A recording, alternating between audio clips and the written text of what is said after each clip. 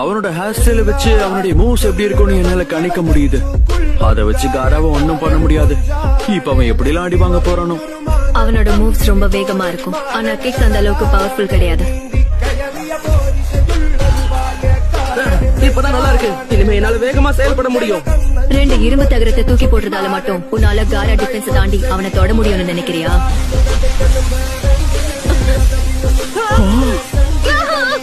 கனி, நான் உன்னை குறைச்சி எடை போட்டுட்டேன்.